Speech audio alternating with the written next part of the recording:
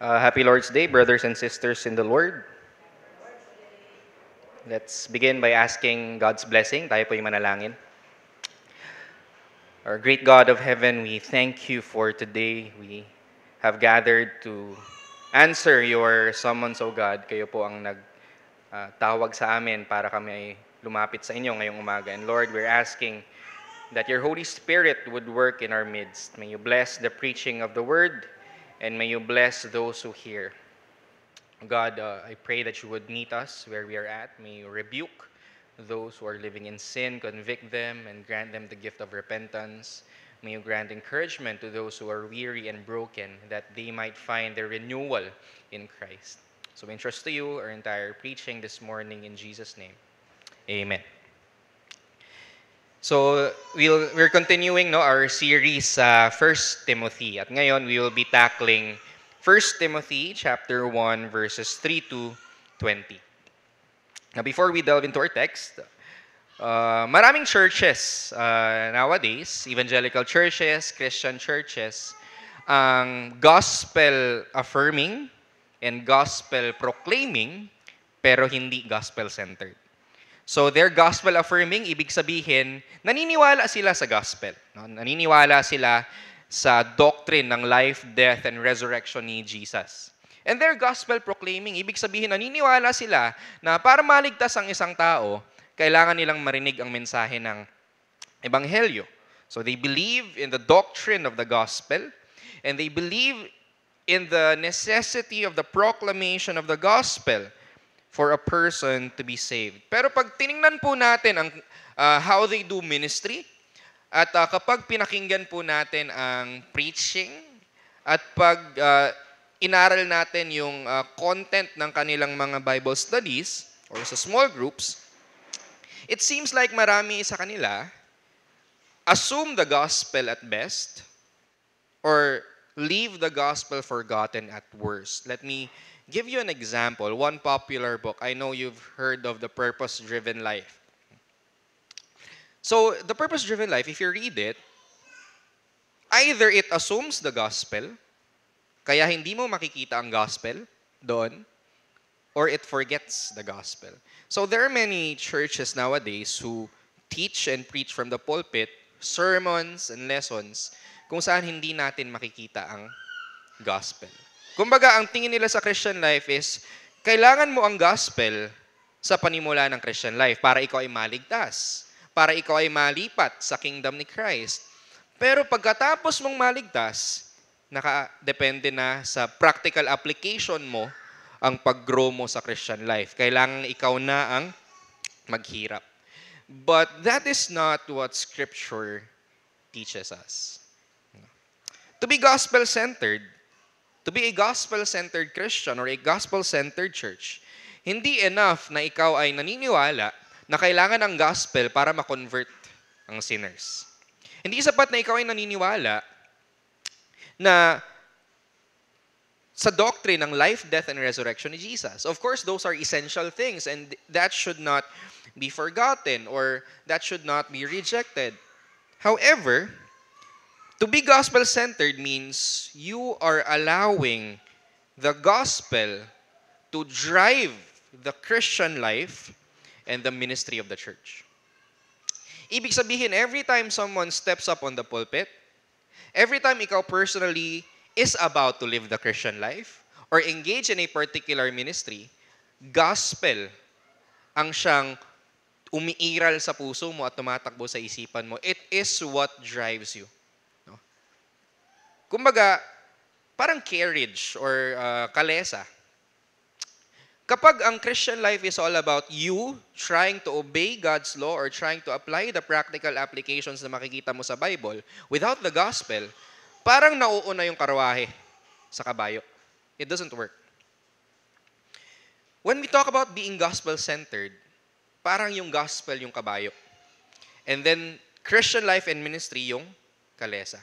We are allowing the gospel, the doctrine of Christ, dying to save you from your sins, drive you towards joyful obedience and grateful service. That is what it means to be gospel-centered. Nauuna yung indicative bago yung imperative. What does that mean?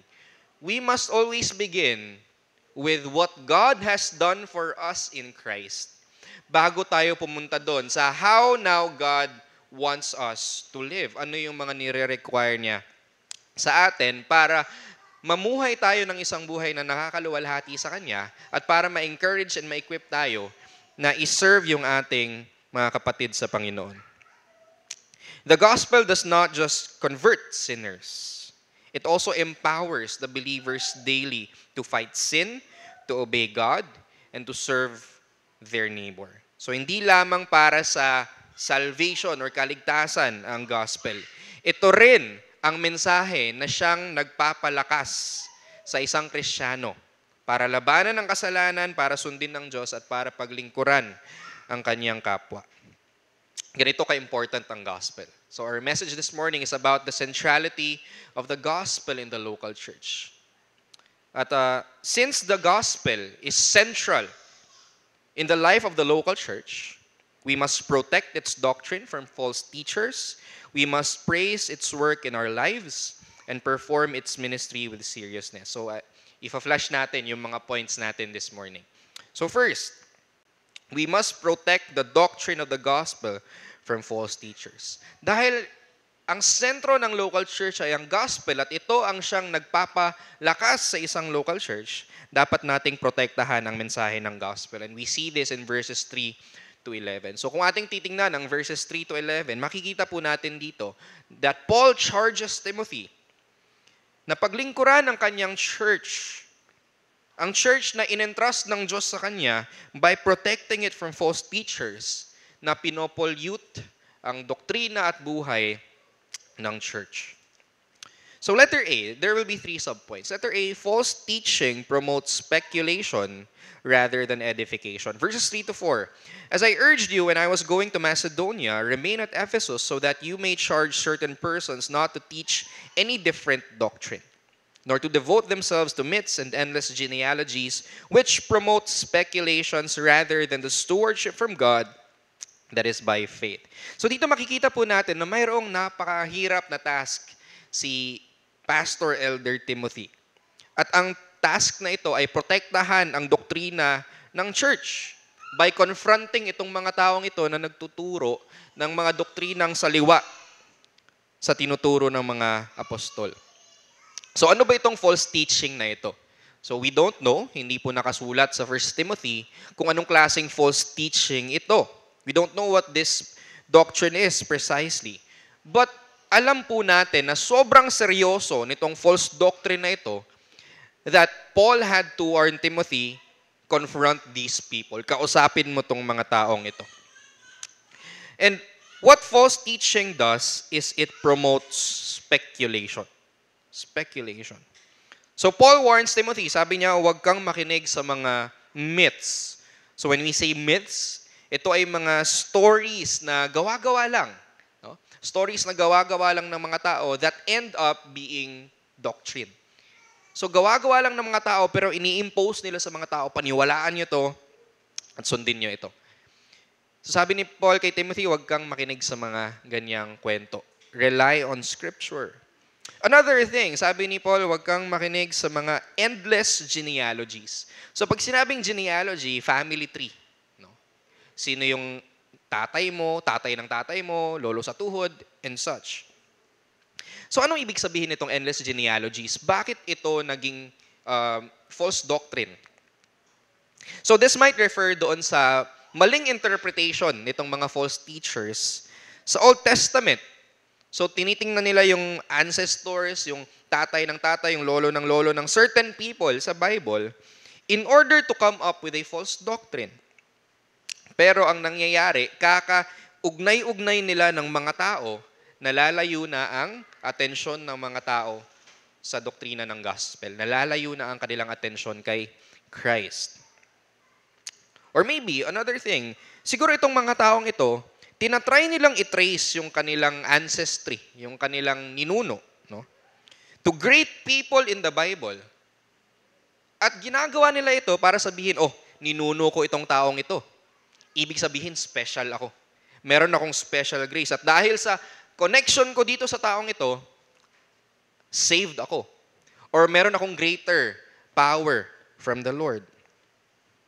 So itong mga false teachers na ito, sobrang obsessed sila dito sa mga myths and itong mga family tree na ito that they forget the goal of faith, which is edification. To edify means to build up. Or they forget that it's about being a good steward. Ibig sabihin, tagapangasiwa or tagapangalaga. Ang mga doktrina na pinanghahawakan natin ay hindi gawa-gawa ng church, hindi gawa-gawa ng mga tao.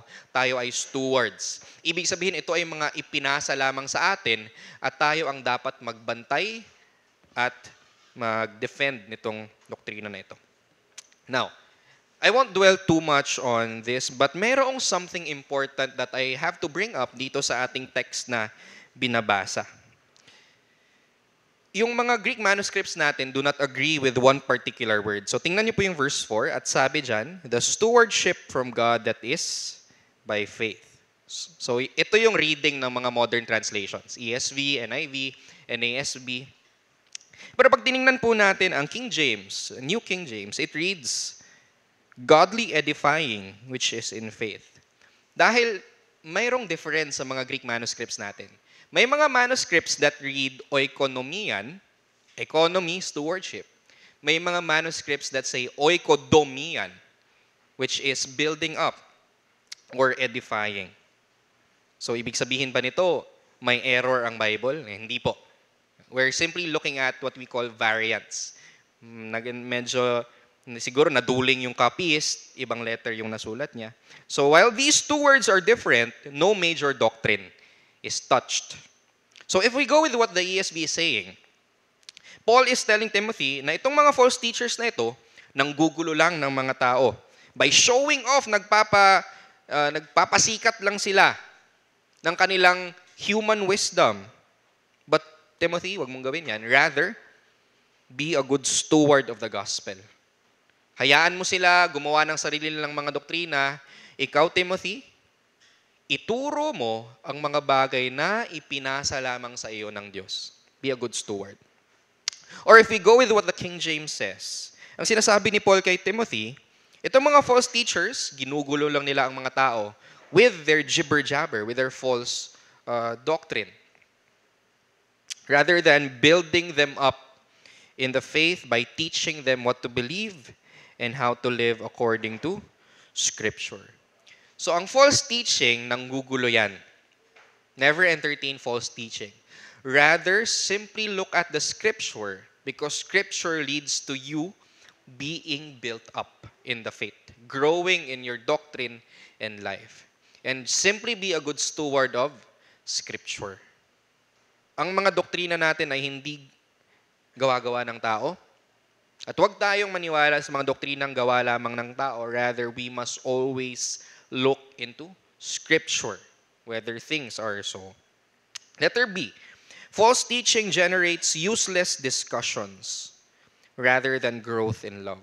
Verse 5, the aim of our charge is love that issues from a pure heart and a good conscience and a sincere faith. Certain persons, by swerving from these, have wandered away into vain discussion, desiring to be teachers of the law, without understanding either what they are saying or the things about which they make confident assertion. So sabi ni Paul, ang end or ang goal nitong commandment niya, so hindi yung generally yung law ni God, but this particular commandment na pangalagaan ng church, ang purpose ng command na ito, ang goal ng command na ito, is love. Lahat ng ginagawa mo, Timothy, sa iyong ministeryo, dapat pagmamahal ang pinanggagalingan. At dapat tungo sa pagmamahal. No? You're doing this because you love them and because you want them to grow in their love for God and their neighbor. And sabi ni Paul, this love flows out of a pure heart and a good conscience and a sincere faith. So itong tatlong ito ay mga bunga ng gospel sa buhay ng isang Christian, sa buhay ng isang believer. So ngayong tayo ay ligtas na, ngayong tayo ay nakay Kristo na, ang mga puso natin are purified by the Spirit. Ang ating conscience ay nilinisan na ng dugo ng Panginoong Hesus. And our faith is made sincere after receiving the gospel. So this is what characterizes true believers and true ministers. Nilinis na ang kanilang mga puso at isipan, totoo ang kanilang pananampalataya, kaya ang kanilang goal sa kanilang ministeryo is to demonstrate their love for God at ipamala sa mga tao ang kaniyang pagmamahal. But sabi dito, some people swerve from this. And rather than teaching out of love for God and neighbor, it has become a vain discussion. False teaching tends to just be a display of human wisdom. Pinapakita lang nila itong mga taong to, mali ito, maniwala kayo sa amin dahil kami ang nagtuturo ng tama. But seldom do you see sa mga false teachers genuine concern para sa mga kaluluwa ng mga tao. This is what differentiates true teaching from false teaching. Yes, it's good to be right. We must aim to be right. Dapat makasigurado tayong tama ang mga doktrinang pinanghahawakan natin at dapat natin itong may turo ng klaro, but never devoid of love. Because the aim of our charge, of our commandment is love. And then letter C, false teaching misuses the law and does not promote healthy doctrine. So makikita natin ito sa verses 8 to 11. So sabi ni Paul, the law is good if one uses it lawfully. Because these false teachers misuse the law. Mali ang pagkakagamit nila sa law. And we see here a list of sin. So sabi ni Paul, ang purpose ng law is, sabi dito, verse 9, the law is not laid down for the just, but for the lawless and disobedient. And then he lists a multitude of sins. Why does he say this? Bakit niya sinasabi to? Tayong mga humans, we misuse the law always. And we do this in two ways. Mayroong dalawang way na nami-misuse natin ang gospel. Number one, legalism. When we say legalism, legal, law, we're using the law to earn salvation. We're using the law to earn acceptance. So itong mga false teachers na ito, they took the law at tinuro nila na upang kayo ay maging katanggap-tanggap sa harapan ng Diyos, kailangan yung sundin ang mga utos ng Diyos. This is a misuse of the law. Sabi ni Paul, ang purpose ng law is hindi para sa mga just. Ibig sabihin, hindi ito binigay para linisin nyo ang inyong mga sarili sa pamamagitan ng pagsunod sa mga utos ng Diyos. Rather, Paul says, the purpose of the law is to show you that you are a sinner. Kaya niya nilista itong mga kasalanang ito. The purpose of the law is to show us that we're sinners para makita natin yung ating pangangailangan sa Panginoong Hesus. The law shows us na hindi natin kayang iligtas ang ating sarili upang tumakbo tayo sa Panginoong Hesus. So that's the first, legalism. Another misuse of the law is what we call relativism. Ibig sabihin, hindi ko kailangang sundin ang law kasi gracious na si God. Total, papatawarin naman ako ng Diyos, okay lang na hindi ko sundin ang law. So that's another misuse of the law. Total, ang purpose lamang ng law is ipakita na tayo ay makasalanan upang tayo ay tumakbo sa Panginoong Hesus para tayo malinisan at maligtas. Ibig sabihin, kapag ligtas na tayo, hindi na natin kailangang sundin ang law. That's what they say. But that is a misuse of the law. The first purpose of the law is to show us that we're sinners. Okay? Pero kapag ikaw ay niligtas na, you now begin to love the law. Kung babasahin po natin ang Psalm 119, it's filled with songs that speak of the person's love for the law. Ang tunay na Kristiyano, sinusunod niya na ang mga utos ng Diyos. Hindi dahil gusto niyang maligtas sa pamamagitan nito, kundi bilang pagpapakita ng kanyang pagmamahal at pasasalamat sa Diyos na siyang nagligtas sa kanya.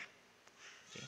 So as Christians, we must be careful not to abuse the law in either legalism, Pagsunod para makuha ang atensyon ng Diyos at ang kanyang pagmamahal at blessing, or relativism. Na iitsapwera na lang natin ang law ni God kasi excuse natin, gracious naman si God, papatawarin niya tayo. Now, the gospel creates in us a passionate zeal for the glory of God and compassion for the souls of our neighbor that drives us to boldly stand for the gospel in the midst of false teachers. The only way po para ma-protect natin ang gospel is again to begin with the gospel. Once we understand na tayo ay mga makasalanang tao na tinubos sa pamamagitan ng dugo ni Kristo, we will now desire to stand up for the Christ that saved us so that we could boldly stand for the gospel. Now, let's move to the second point. We must praise the work of the gospel in our lives. So dito makikita po natin, verses 12 to 17, na nirecall at nirecount ng Apostol Pablo ang biyaya ng Diyos sa kanyang buhay. Verses 12 to 17. So letter A, the gospel calls unworthy sinners unto worthiness for service. Mga makasalanang hindi karapat-dapat ay ginagamit ng Diyos para pagsilbihan siya. Verses 12 to 14, I thank Him who has given me strength, Christ Jesus our Lord, because He judged me faithful, appointing me to His service. So sabi niya, who has given me strength. Si Paul sa kanyang sarili lang, he's weak. Spiritually weak. But he was given strength. He was enabled. Because He judged me faithful. Ibig sabihin kung si Apostol Pablo lang, hindi siya tapat. He's not faithful. But the Lord judged him faithful by grace. He was appointed to service. He is unworthy, hindi siya karapat-dapat, pero ang Diyos ang nagtatag sa kanya sa ministeryo. Now, bakit weak, unfaithful, at unworthy si Paul? Verse 13, though formerly I was a blasphemer, persecutor, and insolent opponent. Ganito ang buhay ni Pablo dati. He killed Christians, pinagpapapatay niya ang mga Kristiyano. Blasphemer, ibig sabihin nito, binababoy niya ang pangalan ng Diyos. Every time na siya ay pumapatay ng Christians at every time na siya ay nagtuturo na huwag makinig sa mga Christians. And he is an insolent opponent, kalabang-kalaban ng mga Kristiyano si Apostol Pablo nung mga panahong iyon. So think of someone who is an ISIS member. Ganon ang buhay ng Apostol Pablo. Karumal-dumal ang pinagagagawa niya sa mga Kristiyano. At kung makikita natin si Apostol Pablo ngayon, before he became a Christian, we would not want to see him. Gugustuhin nating ipatapon siya sa kulungan. At kung may death penalty, gugustuhin nating ipa-death penalty siya. But what does he say? Verse 13, but I received mercy because I had acted ignorantly in unbelief. So, hindi ina-excuse ni Paul yung kasalanan niya. No? Oh, hindi pa kasi ako mananampalataya noon, kaya ginawa ko yon. But that's not his point. No?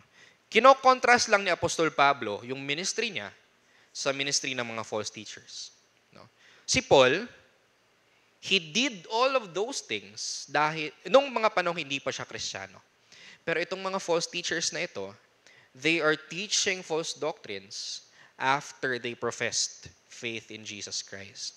So ito ay tinatawag nating sins against light or high-handed sins. Alam mo na yung tama, alam mo na yung gospel, pero pilit mo pa rin tinuturo yung mga bagay that are contrary to it, at yung buhay mo is contrary to what the Bible teaches. Okay.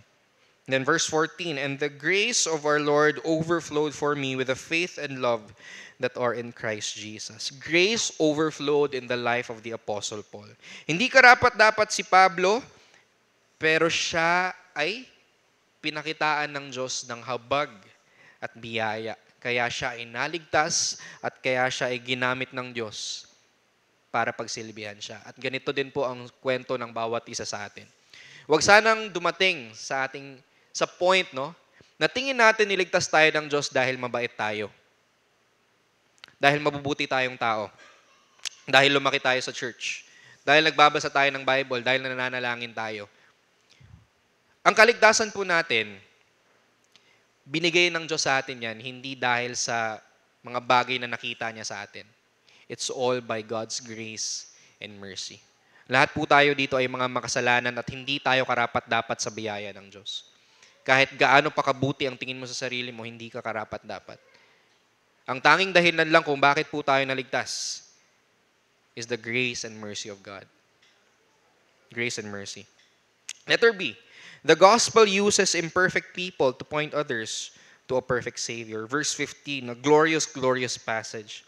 The saying is trustworthy and deserving of full acceptance that Christ Jesus came into the world to save the righteous, to save the religious, to save those who are perfect in church attendance, to save those who read their Bibles and pray every day. No.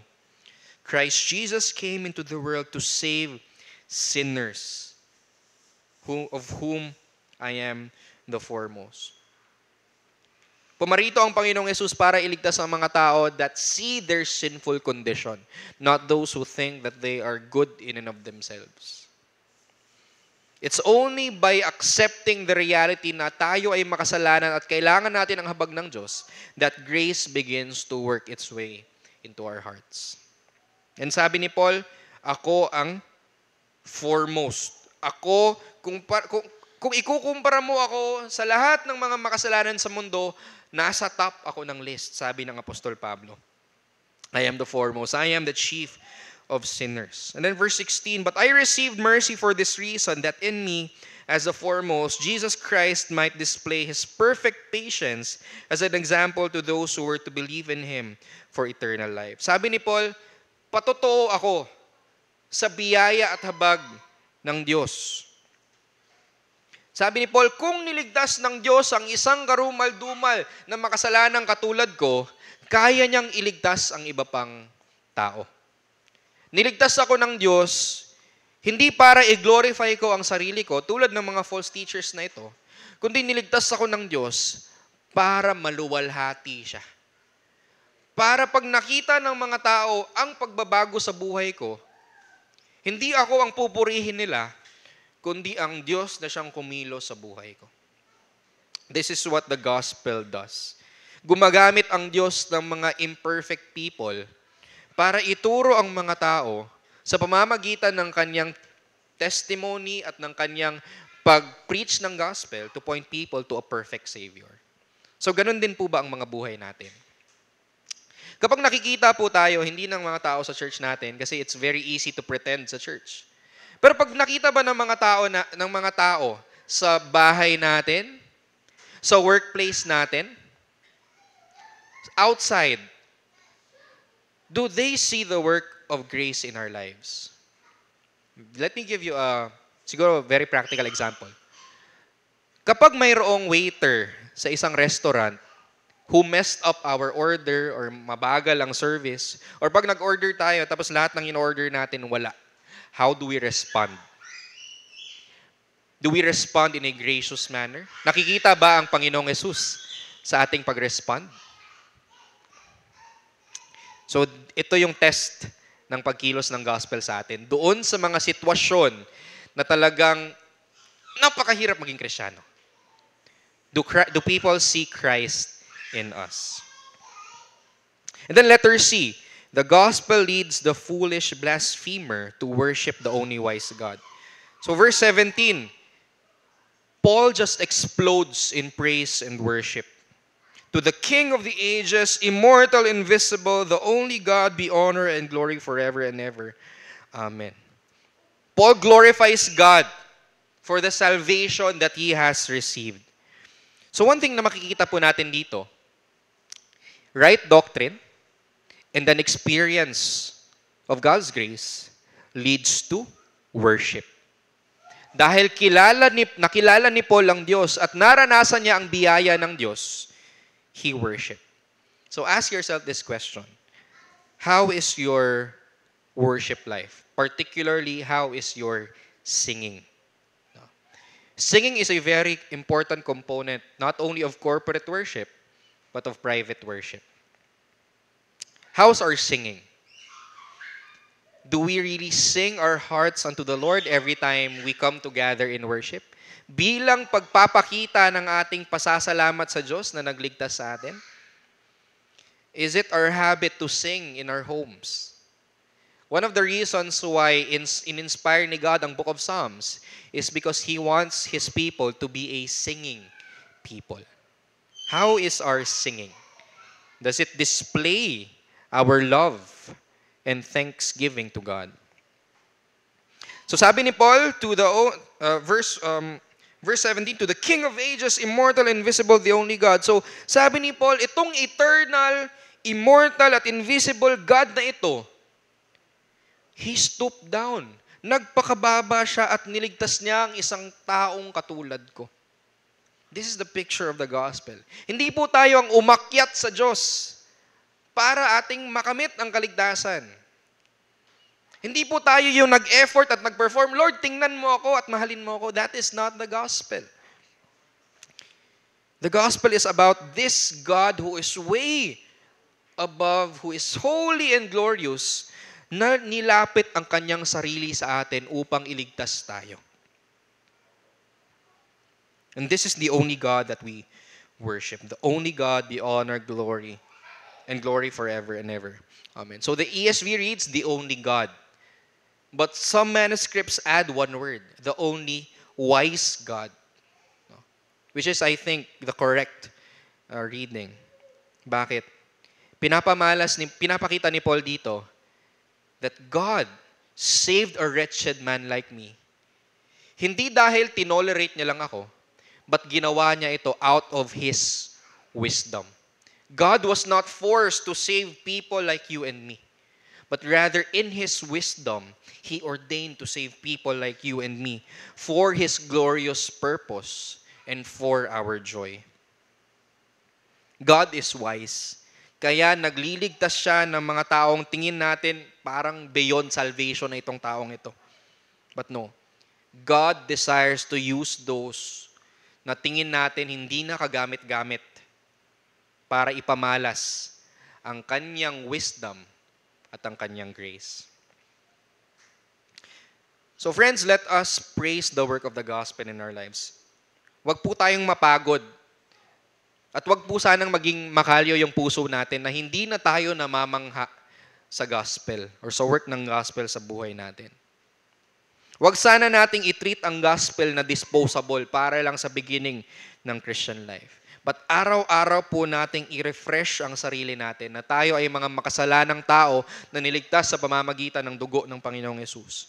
And let this truth empower you daily para labanan ang kasalanan at para mamuhay ng mayroong joyful obedience sa Diyos. And then third and last point, we must perform the ministry of the gospel with seriousness. Sa verses 18 to 20, makikita po natin na sinabi ni Paul kay Timothy, carry out your ministry ng mayroong seriousness. Letter A, gospel ministry requires calling and accountability. So Timothy, you have been saved because of the gospel, and you are now entrusted with the ministry of the gospel. Sabi ni Paul, verse 18, This charge I entrust to you, Timothy, my child, in accordance with the prophecies previously made about you. So ano pong makikita natin dito? Sabi dito, in accordance with the prophecies previously made about you. This is talking about the calling that Timothy received. So friends, ang calling, it comes from God. The call to ministry comes from God Himself and is affirmed by the congregation. So Timothy will encounter difficulties sa kanyang ministry.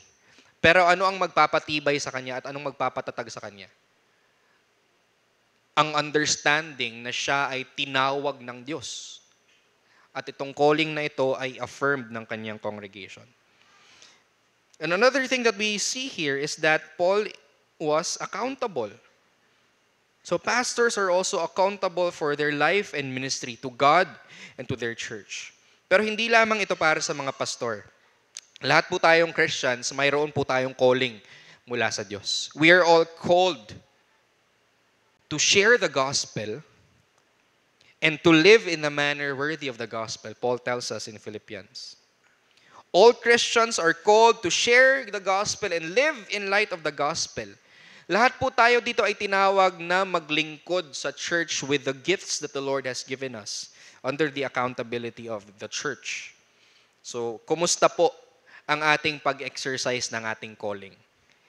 Are you aware that you are called by God not only to keep the gospel to yourself, but to display it to the world through word and deed?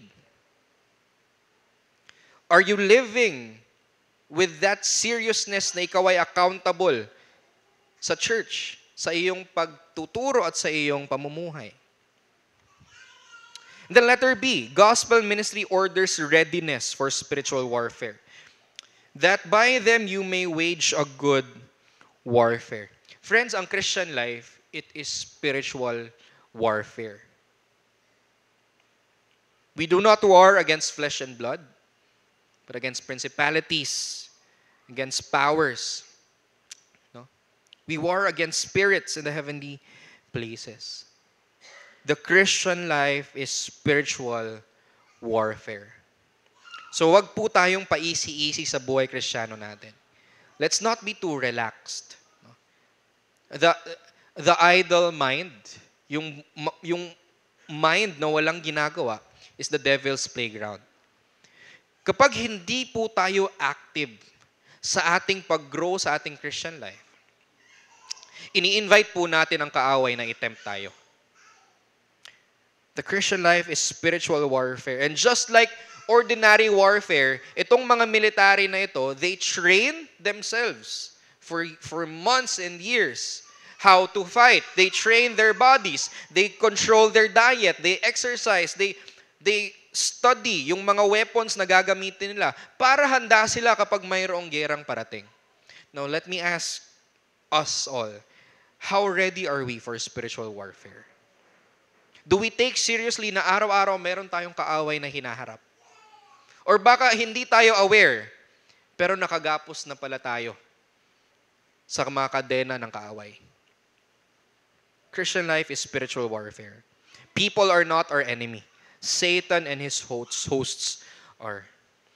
So pagdating po sa Christian life and ministry, hindi sapat ang pagiging gifted or talented. Grace is needed. It's not enough na ikaw ay matalino or may people skills or magaling sa leadership or organization. That's not enough. Enabling grace ang kailangan po natin. We should not depend sa ating mga skills, but depend on the Spirit. We must not look for the affirmation of people, but ang security natin ay manggagaling sa calling ng Diyos. Ang goal po natin is not to glorify ourselves, but to glorify Christ. Friends, ang Christian life, ang gospel ministry is war. Gera po ang pinasok ninyo. And so we must train ourselves unto godliness. Kailangan po nating maging serious. Your souls are at stake. Ang mga kaluluwa po ninyo ang nakataya sa buhay Kristiyano. Ganun din po sa akin. Kaluluwa ng mga tao sa palibot natin ang nakataya. If we become faithful or unfaithful in our task. And the glory of God is at stake. Maluluwalhati ba ang Diyos sa buhay mo? O sa pamamagitan ng iyong pananalita, iyong disobedience, binababoy ng mga tao ang glory ni God. And then third subpoint, gospel ministry demands sound doctrine and spirituality. Okay? Verse 19, holding faith and a good conscience. Holding faith. So yung faith dito, it's not talking about yung pananampalataya kay Christ. No? Faith here talks about yung body ng doctrine that Christians must believe, teach, and guard. So sabi ni Paul kay Timothy, holding faith, ibig sabihin, panghawakan mo ang mga doktrina na itinuro namin sa iyo na naaayon sa banal na kasulatan.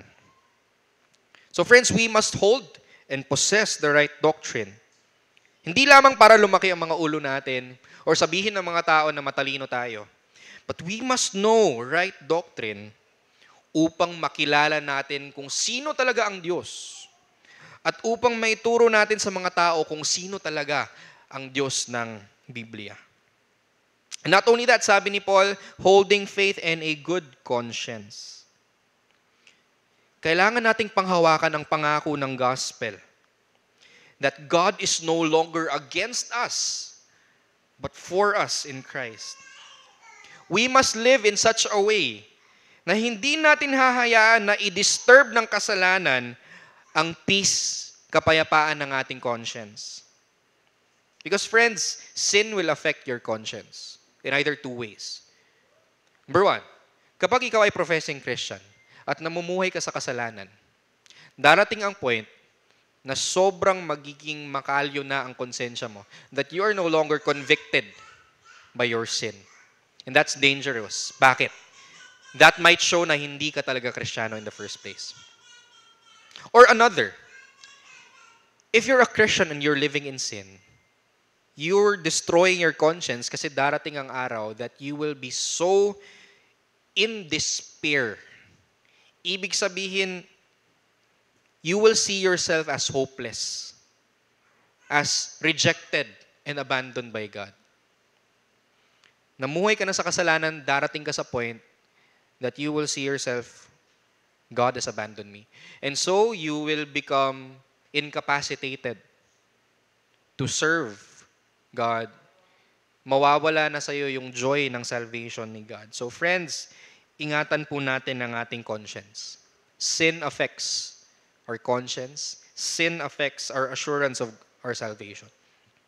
And like what I said, ang Christian life po ay spiritual warfare. Mayroon po tayong kaaway.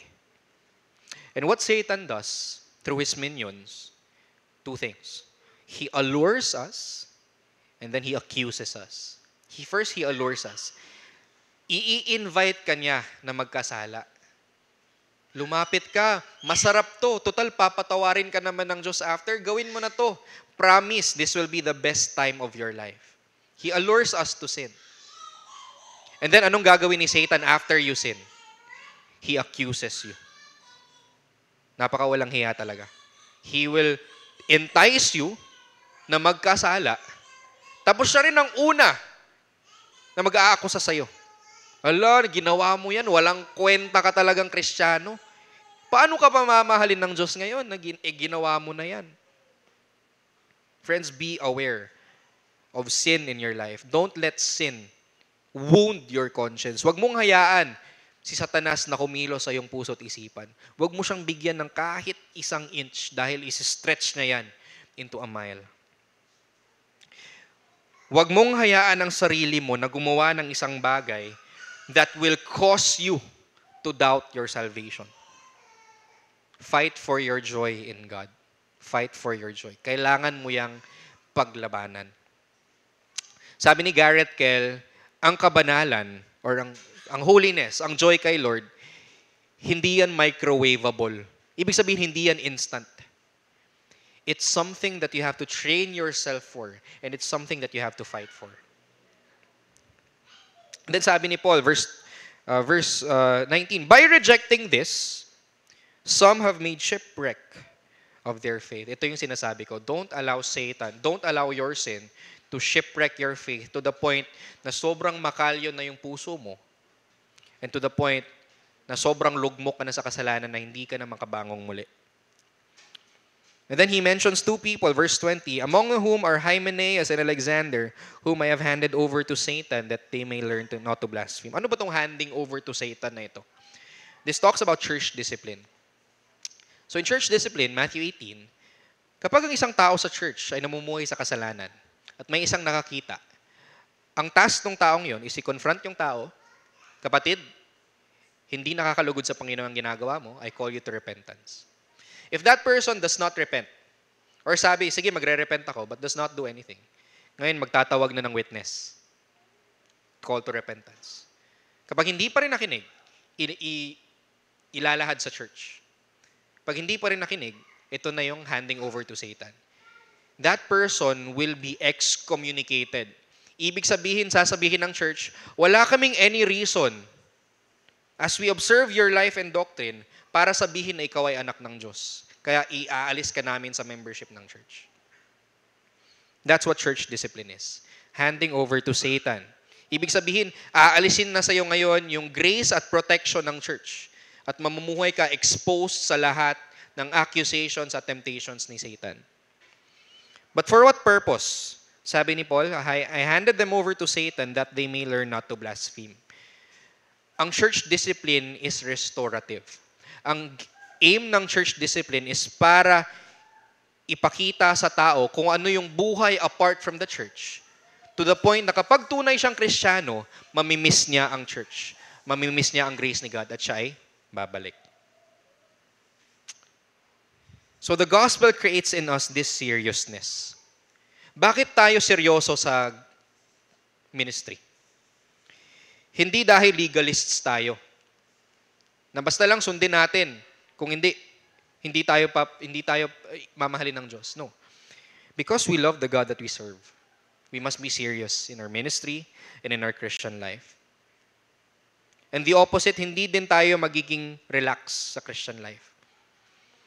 Because God takes our souls seriously to the point that He sent His Son to die on the cross for our sins. And then easy lang tayo sa Christian life. No. We are serious in the Christian life because Christ paid with His own blood para tayo ay maligtas. And He counted us worthy to serve Him. Now for our application. How can you protect and proclaim the gospel? First, equip yourself by studying the Bible and consuming Christian content prayerfully. Hindi po natin mapoprotektahan at mapoproclaim ang gospel kung hindi po tayo equipped. So, i-study po natin yung mga Bibles natin. Read good, sound Christian literature. Makinig po tayo ng mga sermons and podcasts online. And most of all, sit under the preaching and teaching of your local church. But do all of these things prayerfully. Hindi lang basta nag-aaral ka, nagbabasa ka, nakikinig ka, but you do all these things prayerfully. Isuko mo sa Diyos yung iyong pagbabasa at pag-aaral. And ask the Holy Spirit to guide you into all truth. Number 2, how do you praise the work of the gospel in your life? Preach the gospel to yourself daily. Araw-araw po nating i-remind ang mga sarili natin na tayo ay mga makasalanang kinhabagan ng Diyos. Remind yourself of what Christ did for you. Meditate on your standing before God na ikaw ay fully accepted at fully loved hindi dahil sa kung sino ka at kung anong nagawa mo, kundi dahil sa ginawa ng Panginoong Yesus para sa iyo. And let this joy empower you to fight against sin. Number 3, how can you be equipped to perform the ministry of the gospel? Be involved in the life of your local church faithfully. Maging committed member ka ng local church. Start by organizing your schedule para hindi matamaan ang Lord's Day worship.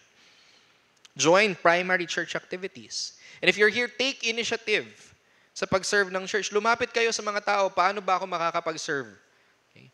Maybe you could help arranging the chairs or just talking to people, welcoming people. Friends, hindi po tayo spectators sa church life. Wala pong CEO dito sa church life. Lahat po tayo dito ay magkakapatid sa Panginoon at lahat po tayo ay servants ng Panginoon. We all have a role to play in serving Christ and serving His church. So I hope and pray that this sermon equipped us and encouraged us to keep the gospel central in our lives, in our church. This reminded us that we have a calling to protect the gospel, that we have to always praise the work of the gospel, and that we have a ministry entrusted to us that we should perform with seriousness. Let's pray. Lord, we thank you for the message that you have for us this morning. I pray that hindi lamang mapuno yung mga utak namin ng mga propositions, ng mga katotohanan, ng mga statements, but Panginoon, I pray na gamitin niyo po yung mga bagay na narinig namin ngayon para mabago ang aming puso't isipan, mabago ang aming buhay. Lord, teach us not just to love your words, but to love you, the giver of those words. And help us, O God, to demonstrate this love for you by living in accordance to your word. We love you in Jesus' name. Amen.